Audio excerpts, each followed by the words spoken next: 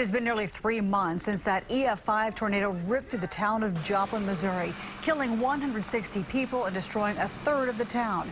10 of the city's 19 schools were damaged or destroyed by the tornado. Today is the first day of school for students. Many are attending classes in temporary facilities. We have live team coverage from Joplin. It is a milestone day and an important day as Joplin pushes to eventually get back to normal. Our team coverage begins with 2 News reporter Jason Grubbs.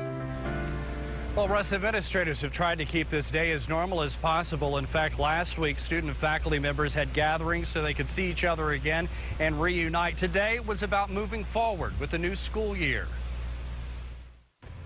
Are you a student? Yeah. You can park anywhere over here. Have a good day. It's just like every other first day of class. Students first find their new parking spots, then trying to figure out where their next class is. No, we're right there. Like, I don't know where we are. But on this day and at this high school, the start of a new year is unlike any other. Outside, television crews are set up as Joplin High School students arrive to their new temporary campus for the first time.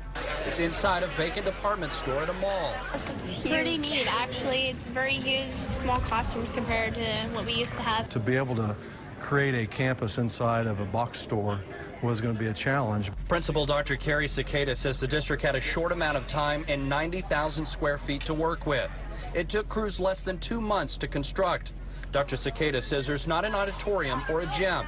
Outside of that, the campus has everything else. And I think the concepts of 21st century learning is what the architects came in with. That 21st century learning includes giving each student their own laptop, made possible by generous donations. Many of the textbooks were damaged or destroyed in the tornado. As for the school itself, it looks just like any brand new campus would, with Eagle Pride on several walls and students filling the halls. We've been through a lot, but we have to feel very fortunate about where we are today. And just a few blocks away from here, cleanup crews are still working on properties, rebuilding buildings. We've seen a lot of businesses go up. In fact, 2 News reporter Liz Bryant, she's our newest member of the team here. She's lived in Joplin for the past 2 years. You saw this thing come through. It ripped the back part of your house. Yeah, it literally ripped the backyard of my house, and it came straight towards us.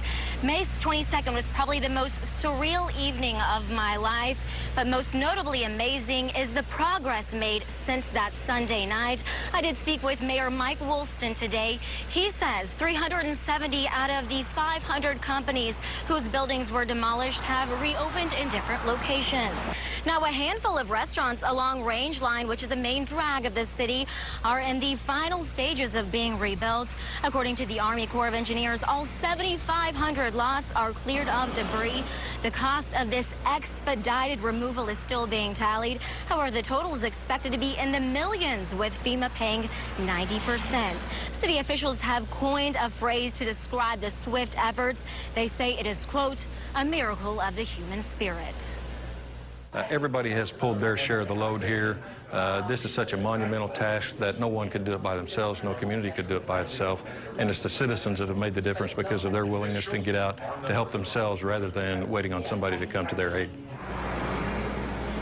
And Mayor Mike Woolston does want to pass along a tip to Tulsa Mayor Dewey Bartlett. He says, devise a backup plan for communication during a disaster. Right here in Joplin, radio and cell phone towers were taken in the twister, making it virtually impossible to communicate with anyone. Reporting live in Joplin, Liz Bryant, 2 News works for you.